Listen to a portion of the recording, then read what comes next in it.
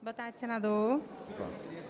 Senador, com o que o ex-ministro Pazuello falou, hoje, e os outros ex-ministros, o que já é possível concluir? Já é possível concluir alguma coisa? Ok. Bom, a fala, o depoimento do ex-ministro Pazuello começou desmontando a primeira narrativa da oposição, que vendeu a semana toda que o ex-ministro viria à CPI e ficaria em silêncio. A primeira farsa caiu. Depois fizeram uma sequência de perguntas e o ministro respondeu a todas. Não esquivou de nenhum questionamento. Portanto, na minha avaliação, as respostas do ministro com relação à gestão no Ministério da Saúde, ela espanca as acusações, traz luz aos fatos e de sorte que acho que sepulta as acusações infundadas feitas até aqui com relação ao enfrentamento à pandemia. Quais os rumos dos depoimentos do alto escalão do Executivo apontam para a CPI? Se vocês observaram bem os depoimentos, todos eles têm um traço comum. Quando questionado objetivamente se houve interferência indevida do presidente da República na gestão do Ministério da Saúde, nenhum deles afirmou que houve essa interferência. Mesmo aqueles que saíram antes e que hoje se mostram contra o governo. Agora, desconhecer que o gestor do país, que o presidente do país tenha legitimidade de ser o presidente, é desconhecer o modelo brasileiro. Alguém hoje se questionou ali, porque numa fala o ministro disse, manda quem pode, obedece quem tem juízo. É claro que essa fala foi feita dentro de um contexto e que ele já explicou ali. Mas a narrativa da oposição, e que às vezes a gente vê repercutir na mídia também, é uma narrativa de alguém que parece desconhecer o funcionamento da política, o funcionamento da República, num sistema de tripartição de poderes. Parece que querem esvaziar o poder do presidente da República. É claro que o mandatário da nação é o presidente da República. O incomum seria dizer que os ministros é que mandam e o presidente que obedece. Me parece que a oposição e que parte da imprensa comprou essa narrativa querem isso.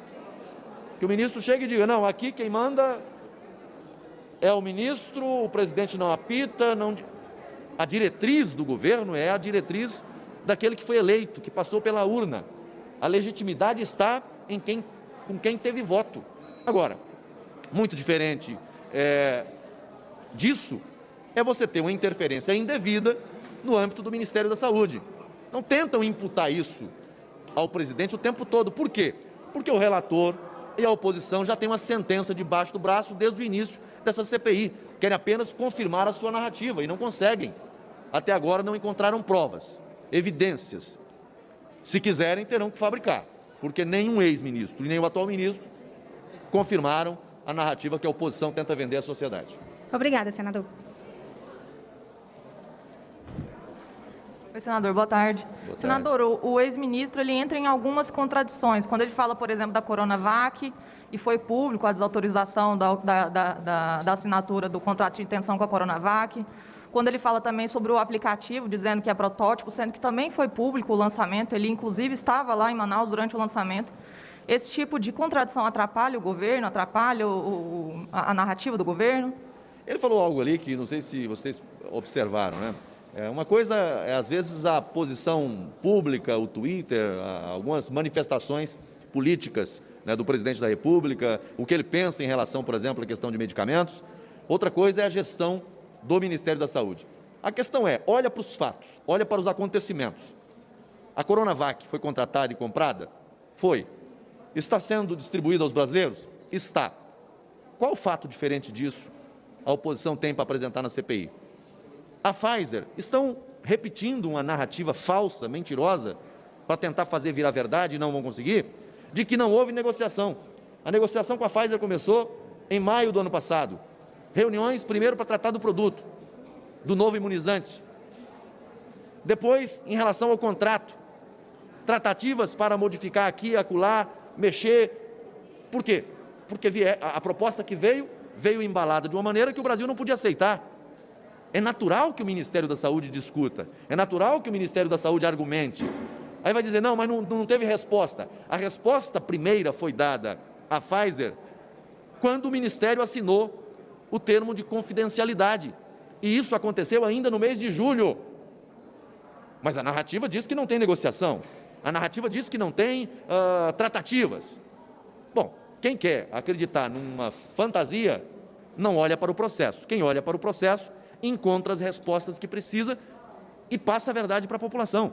A própria Pfizer, quando questionada, o representante da Pfizer, quando questionado, disse, olha, as tratativas aconteceram. Agora, no primeiro momento, determinou-se a assinatura do contrato? Não, e não podia.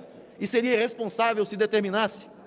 Um imunizante que coloca o governo brasileiro na parede para dizer, olha, você vai comprar e a responsabilidade por qualquer efeito colateral é sua. Como é que você não vai discutir esses termos? Que quer como garantia da aquisição, em relação à questão do pagamento do patrimônio do Brasil, que está lá no exterior. Como é que você vai fazer isso sem autorização do Congresso Nacional? Tribunal para dirimir eventuais questões de litígio, um tribunal internacional. Como é que o parlamento não vai ter que se manifestar? Então, assim, a narrativa da oposição é no sentido de dizer, não houve negociação, em dezembro já deveria ter vacina no braço dos brasileiros da Pfizer. Aí eu pergunto, quando é que foi registrada na FDA americana a vacina da Pfizer? Dia 13 de dezembro passado. Então, é assim, a narrativa da oposição não encontra respaldo nos fatos, nos acontecimentos. Fato é que hoje nós temos mais de 500 milhões de doses adquiridas, contratadas, uma parte já entregue, imunizando os brasileiros. O grupo de risco no Brasil já está quase sendo totalmente contemplado. Então, acho que, na medida em que os depoimentos vão acontecendo, né, esses pontos obscuros vão sendo afastados, vão sendo esclarecidos. Eu acho que é isso. Esse depoimento de hoje foi um depoimento absolutamente esclarecedor. Não acho que joga uma pá de cal, acho que joga uma pá de concreto sobre as acusações da oposição em relação a eventuais crimes por parte do Poder Executivo Federal. Senador, só mais uma pergunta. Outro ponto que o Pazuello falou foi em relação à cloroquina. Ele disse que o presidente nunca deu ordens diretas, mas é uma outra questão que também era pública. Sempre o presidente falava sobre cloroquina. Ontem o Ernesto Araújo também falou que conversou com o presidente sobre cloroquina. Esse tipo de contradição, repito, atrapalha a narrativa do governo? Eu não vejo contradição. Não vejo. O Ministério da Saúde nunca recebeu por parte do presidente, todos os ex-ministros que aqui vieram, disseram a mesma coisa. O ministro Tait, eu perguntei diretamente a ele, houve uma determinação do presidente para que se colocasse no protocolo a questão da cloroquina, da hidroxo, ou da ivermectina, da azitromicina? Não houve. Algum ministro do Palácio determinou, por ordem do presidente, que assim fizesse? Não recebi essa ordem. Então tentam fabricar provas, mas não conseguem. Agora, que o presidente defendia e falou sobre esse assunto, aí é uma questão pública. Agora, o interessante é que na CPI querem colocar a cloroquina como a vilã da pandemia. O problema da pandemia não é a cloroquina. É muito perigoso o que estão falando, porque daqui a pouco as pessoas vão querer jogar a cloroquina fora e vão enfrentar o vírus, porque estão esquecendo que o problema do Brasil é a Covid-19 e estão tentando vender para a população que o problema é a cloroquina. Só que esquecem de olhar para os fatos, para os comportamentos, para o que aconteceu no Brasil afora. Governadores de norte a sul, de leste a oeste, pedindo e usando a cloroquina. E aí, nós vamos convocar todos os governadores aqui que compraram cloroquina, que adquiriram cloroquina e deu para o seu povo? No momento em que você não tem um medicamento próprio, específico, para oferecer à população, e que médicos acreditam que esse tenha uma boa resposta, nessa guerra, a gente luta com as armas que tem. Eu não sou defensor de medicamento A ou B, nunca fiz essa defesa. Agora, eu sou um defensor da liberdade, da autonomia do médico em receitar medicamentos para o paciente.